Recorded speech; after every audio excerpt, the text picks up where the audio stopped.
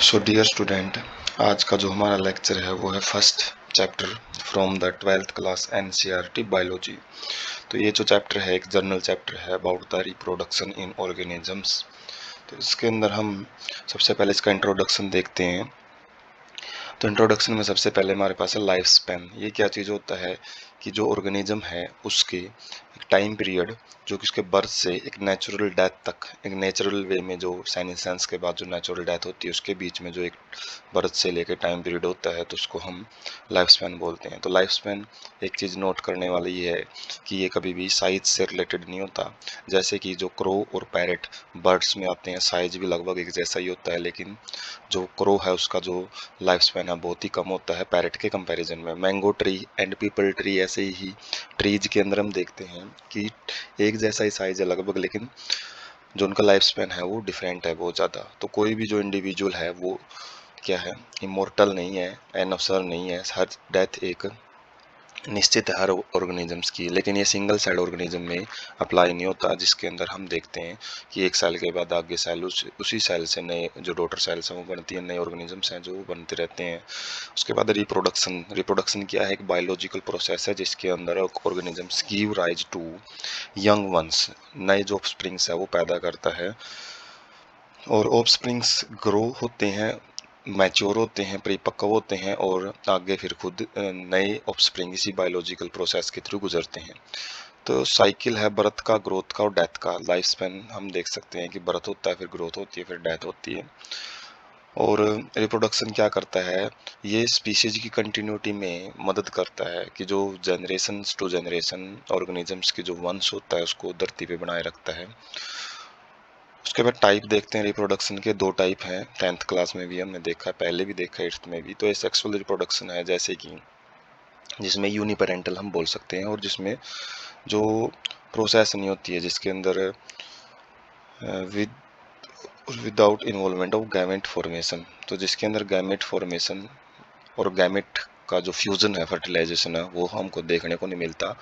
लेकिन sexual reproduction के अंदर ये दोनों जो प्रोसेस हैं ये देखने को मिलती हैं, जिसको हम गैमेटोजेनेसिस और फर्टिलाइजेशन बोलते हैं। तो जब दो पेरेंट्स पार्टिसिपेट करते हैं रिप्रोडक्शन में, बाई पेरेंटल और जिनके अंदर फ्यूजन गैमेट्स का होता है, उसको हम सेक्सुअल रिप्रोडक्शन बोलते हैं। फ्यूजन इंपॉर्टेंट है, से फॉर्मेशन ऊपर भी हो रहा था, लेकिन फ्यूजन एक अल्टीमेट टारगेट होता है सेक्सुअल रिप्रोडक्शन का। फैक्टर्स हैं जो इफेक्ट करते हैं रिप्रोडक्शन को, वो है ऑर्गेनिज्म का हैबिटेट, किस जगह पे वो रहता है, उसकी इंटरनल फिजियोलॉजी की जो इंटरनल ऑर्गन है वो कैसे काम करते हैं। और जैसे हम देखते हैं कि बहुत ज़्यादा बायोलॉजिकल डाइवर्सिटी है पूरे वर्ल्ड में, तो प्रत्येक जो ऑर्गेनिज्म है वो अपने मैकेनिज्म से इवॉल्व हुआ है। उसका जो विकास है, जैव विकास है, वो अपने अपने तरीके से इवॉल्व हुआ है और वो अपने तरीके से मल्टीप्लाई होता है और ऑफस्प्रिंग प्रोड्यूस करता है। उसके बाद हम देखते हैं कि लाइफ स्पैन्स हैं जो, जैसे काऊ है उसका 18 से 22 साल होता है, जो एनसीईआरटी से है, इंपॉर्टेंट है एग्जाम पॉइंट ऑफ व्यू से। टोरटोइज 80 से 120 साल होता है। एलिफेंट 60 से 70 साल तक जीवित रहता है। 70 से 100 मगरमच्छ क्रोकोडाइल होता है। 5 से 7 साल रोज गुलाब है जो वो, और 10 से 12 क्रो देख सकते हो। पैरेट है जो 80 से 150 साल, कितना गैप है, इनके साइज लगभग सेम ही होता है।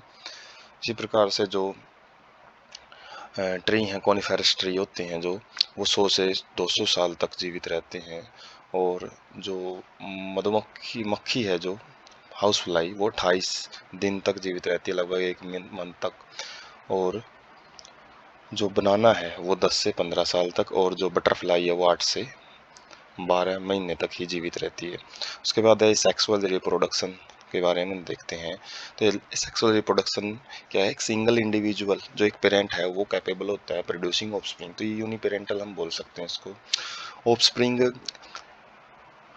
केवल आइडेंटिकल ही नहीं होता, बिल्कुल कॉपी पेस्ट नहीं होता अपने पेरेंट्स एक दूसरे की, बल्कि वो अपने पेरेंट्स की भी कॉपी होते हैं। जो एक पेरेंट्स से जो ऑफस्प्रिंग पैदा होते हैं वो एक दूसरे की भी कॉपी होते हैं और अपने पेरेंट्स की भी कॉपी होते हैं। कई बार टर्म है जो वो क्लोन यूज किया जाता है, किसके लिए, ऐसे मॉर्फोलॉजिकली और जेनेटिकली सिमिलर जो इंडिविजुअल प्रोड्यूस होते हैं सेक्सुअल रिप्रोडक्शन में। जैसे एग्जांपल है सिंगल सेल्ड जो ऑर्गेनिजम्स हैं, जैसे कि प्लांट्स और एनिमल्स में जिसके अंदर बिल्कुल सिंपलर ऑर्गेनाइजेशन जो लोअर ऑर्गेनिजम्स के अंदर हम कंसिडर करते हैं, उनके अंदर ये बहुत ही कॉमन मोड ऑफ रिप्रोडक्शन होता है। जैसे इन प्रोटिस्ट और मोनेरा हम देखेंगे आगे भी, ये +1 क्लास में भी देखा है कि ये बिल्कुल फर्स्ट जो किंगडम है, 5 किंगडम सिस्टम, सबसे पहले जो किंगडम है, तो उनके अंदर बिल्कुल सिंपलर ऑर्गेनिज्म आते हैं। तो उनके अंदर जो ऑर्गेनिजम्स हैं, पेरेंट्स हैं, वो माइटोसिस के द्वारा जो इक्वेशनल डिवीजन होता है, जिसके अंदर क्रोमोसोम नंबर सेम रहते हैं। तो ये कॉमन मोड है सेल डिवीजन का सेक्सुअल रिप्रोडक्शन में, जिसके अंदर 2 ऑर्गेनिज्म जो बनेंगे वो बिल्कुल आइडेंटिकल कॉपी होते हैं। और यहाँ पे हम देखते हैं कि जो सेल डिवीजन है वही एक अपने आप में ही मोड ऑफ रिप्रोडक्शन होता है।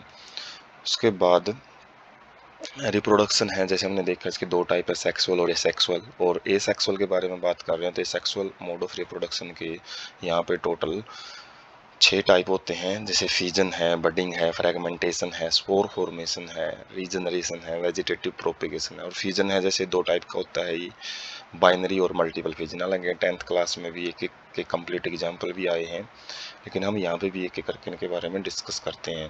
तो फीजन एंड बडिंग के बारे में देखेंगे। सबसे पहले फीजन क्या होता है, जहाँ पे एक सेल है वो डिवाइड होती है 2 हाफ के अंदर, आधी आधी हो जाती है, और प्रत्येक है जो एक अडल्ट ऑर्गेनिज्म में ग्रो कर जाती है। जैसे अमीबा और पैरामीशियम है जो, उनके अंदर बाइनरी फीजन हमको देखने को मिलता है, 2 हाफ में डिवाइड होगी। मल्टीपल फीजन में क्या होता है कि ये अनफेवरेबल कंडीशन में ज़्यादा देखने को मिलता है, खासकर अमीबा के अंदर। और वो क्या करती है, अमीबा सूडोपोडिया जो उसके फॉल्स फीट है वो अपने विदड्रा अपने शरीर के अंदर खींच लेती है, और 3 लेयर्ड हार्ड कवरिंग है वो उसकी शरीर के आउट अराउंड बन जाती है, जिसको हम एनसिस्टेशन बोलते हैं। और फिर सेकंड जो प्रोसेस रहेगी वो स्पोरुलेशन है। जैसे ही फेवरेबल कंडीशन आती हैं तो जो एनसिस्टेड अमीबा है वो डिवाइड होती है मल्टीपल फीजन के द्वारा, और बहुत सारे छोटे छोटे अमीबा, माइन्यूट अमीबा प्रोड्यूस करती है, जिसको हम सूडोपोडियो स्पोर्स भी बोलते हैं, क्योंकि सूडोपोडिया एक खास करेक्टर है अमीबा का। और सिस्ट वाल है जो एंसेस्टेशन के द्वारा बनी थी वो ब्रस्ट आउट, वो हट जाती है, और जो स्पोर्स हैं वो लिबरेट हो जाते हैं अपने सराउंडिंग्स मीडियम में, और वो ग्रो करते हैं। फिर छोटे छोटे आगे जो बहुत सारे अमीबा उससे बन जाते हैं।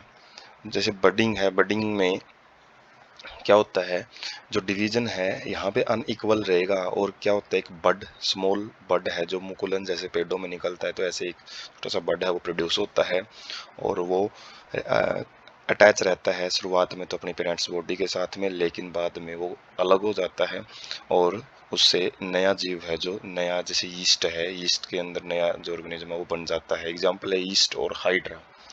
उसके बाद हम इनके एग्जाम्पल डायग्राम वाइज देखते हैं। बाइनरी फीजन है, जैसे देख सकते हो आप, सबसे पहला जो डायग्राम है बिल्कुल कॉर्नर में, लेफ्ट हैंड कॉर्नर में अमीबा है, अमीबा में और एस्ट्रेलिया, ये एग्जाम्पल है जो बाइनरी फीजन होता है जिसके अंदर। उसके बाद ट्राई पैनोसोमा, इसके अंदर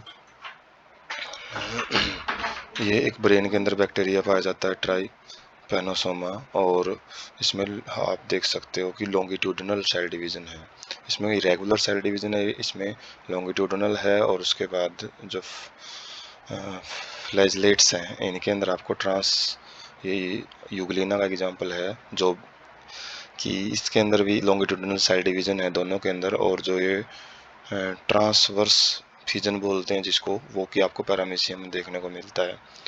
और मल्टीपल फीजन, मल्टीपल फीजन में अलग अलग एग्जाम्पल हैं, जैसे एपू एप्लोपिसिकम, उसके बाद स्ट्रेनेरिया और डेलिरिया और प्लेंटेमाइसिस। वैसे प्लाज्मोडियम में भी मल्टीपल फीजन काफ़ी देखने को मिलता है, तो आप ये अदर एग्जाम्पल भी देख सकते हो। और यहाँ पे देखो कि एनसिस्टेशन होती है, उसके बाद स्पोर्स रिलीज होते हैं, तो एक जनरल सा मोड ऑफ रिप्रोडक्शन। उसके बाद बडिंग देखते हैं हम, बडिंग जो कि एक हाइड्रा में कॉमन सा एग्जांपल है। सबसे पहला स्टेप एक स्मॉल बड राइज होता है, ये बड मैच्योर होता है, ग्रो होता है, और जैसे ही कम्प्लीटली मैच्योर हो जाता है अपने पेरेंट बॉडी से डिटैच हो जाता है। उसके बाद है spore formation and vegetative propagation. तो इसमें क्या होता है, स्पोर फॉर्मेशन में किंगडम फंजाई एंड जो सिंपल प्लांट्स हैं जैसे कि एल्गी हैं वो रिप्रोडक्शन करते हैं, तो वो स्पेशल एसेक्सुअल रिप्रोडक्टिव स्ट्रक्चर उनमें देखने को मिलती हैं। जूस्पोर्स है जो कि बहुत ही माइक्रोस्कोपिक, मतलब बहुत छोटे मोटाइल जो मूव कर सकते हैं ऐसे स्ट्रक्चर होती हैं, और कुछ अदर एसेक्सुअल रिप्रोडक्टिव स्ट्रक्चर्स होते हैं जैसे कोनेडिया पेंसिलियम में बनता है, बड्स हैं जो हाइड्रा में हमने देखे हैं, वैसे गैम्यूल्स हैं वो स्पंजीज में देखने को मिलते हैं। उसके बाद वेजिटेटिव रिप्रोडक्शन है। वेजिटेटिव रिप्रोडक्शन में कुछ प्लांट पार्ट्स हैं सीड के अलावा, वेजिटेटिव प्रोपिग्यूल्स नाम की कुछ स्ट्रक्चर्स बनती हैं, और प्लांट्स में जो यूनिट ऑफ वेजिटेटिव प्रोपेगेशन है जैसे रनर्स हैं, मतलब इनके द्वारा रिप्रोडक्शन हो सकती है। रनर्स राइजोम्स स्पेशल स्ट्रक्चर होती हैं जो रिप्रोडक्शन के लिए बनती हैं रूट स्टेम्स और लीव्स के अलावा। Runners rhizomes suckers tubers offsets and bulb, अलग अलग ऑर्गेनिज्म में अलग अलग स्ट्रक्चर्स बनती हैं। डायग्राम में हम देखेंगे capable of giving rise to new offsprings, और हर एक जो स्ट्रक्चर्स हैं वो पूरा नया ऑर्गेनिजम्स देने की इनकी क्षमता होती है, कैपेबिलिटी होती है, और इन स्ट्रक्चर को हम वेजिटेटिव प्रोपेग्यूल्स बोलते हैं। तो अब हम एग्जांपल देखते हैं। सबसे पहला जैसे स्पोर फॉर्मेशन का जो एग्जांपल है राइजोप्स में देखने को मिलता है, जिसको स्लाइम माउल्ट्स या फिर म्यूकर भी बोलते हैं। तो इसमें जो ब्रेड है, ब्रेड के ऊपर हम देख सकते हैं फंगस जो ग्रोथ होती है, तो उससे स्पोर्स निकलते हैं, स्पोर्स जर्मिनेट करके नया जो हाइफी है, फंगल हाइफी, वो क्रिएट करते हैं।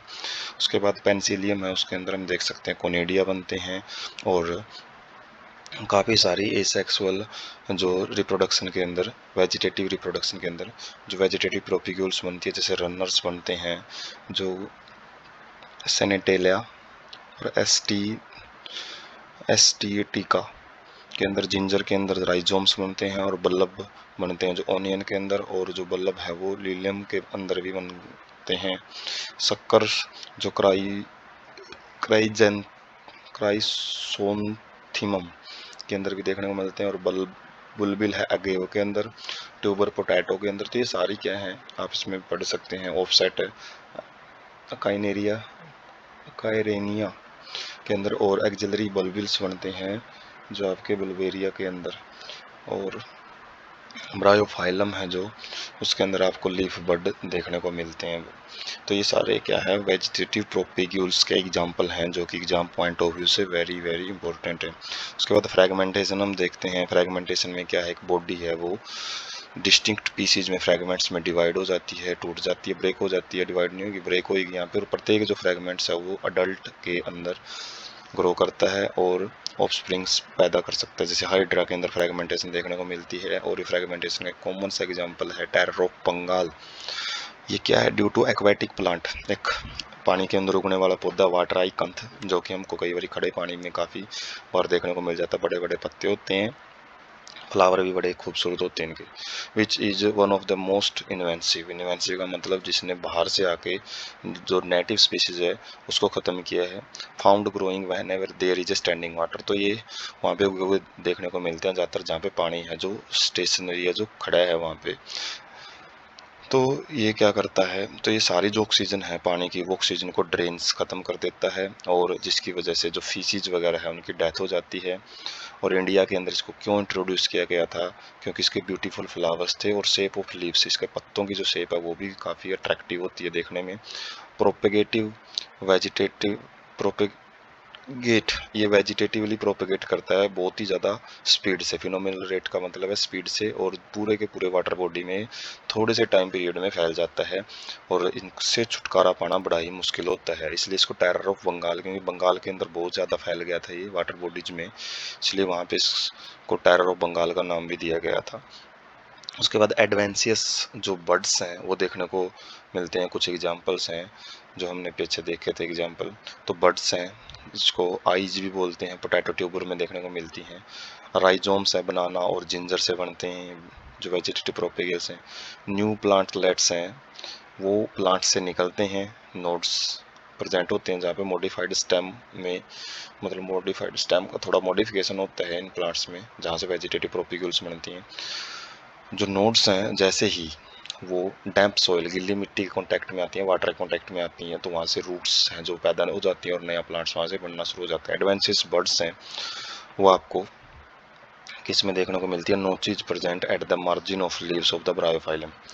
तो ब्रायोफाइलम की जो किनारे होते हैं, जो कट होते हैं, वहाँ पे आपको बर्ड्स देखने को मिलेंगे ब्रायोफाइलम में। और इसकी जो एबिलिटी होती है fully exploited by the gardens and farmers for commercial propagation of such plants. तो काफ़ी यूज की जाती है फार्मर्स के द्वारा, और वो टाइम टू टाइम उसको मॉडिफाई भी करते रहते हैं गार्डन और फार्मर्स हैं जो कमर्शियली प्रोपेगेशन के लिए, मतलब इनको ज़्यादा बड़े पैमाने पे उगाने के लिए। उसके बाद हम देखते हैं फ्रेगमेंटेशन, जो कि स्पायरोगायरा में देखने को मिलता है। तो स्पायरोगायरा के फ्रेगमेंट्स बन जाते हैं 3, और इससे प्रत्येक जो फ्रेगमेंट है उससे एक नया ऑर्गेनिज्म है वो डेवलप हो जाता है। उसके बाद ये वाटर आई कंथ है, जो कि बहुत ज़्यादा फैलता है। टेरर ऑफ बंगाल इसलिए नाम दिया गया था क्योंकि पूरे वाटर बॉडीज को कवर कर लिया था इसने। और ये है पोटैटो, इसके अंदर आई है, थोड़ा सा अलग डायग्राम है, पहले भी हमने देखी है। वेजिटेटिव प्रोपिक्यूल्स वही यही एनसीईआरटी से पिक है। जिंजर में राइजोम्स होते हैं, नोट्स होते हैं, जड़ें निकल आती हैं जहाँ से भी इसको डैम्प सोइल मिलती है। अगेव है, अगेव के अंदर आपको बुलबिल देखने को मिलते हैं। और ब्रायोफाइलम है, उसमें क्या बनते हैं, लीफ नोच से, जो लीफ बड्स बोल सकते हो आप, बनते हैं। वाटर आई कंथ से ऑफसेट भी बनते हैं, और ये फ्रेगमेंटेशन भी शो करता है। वैसे ऑफसेट ज़्यादा देखने को मिलते हैं इसमें।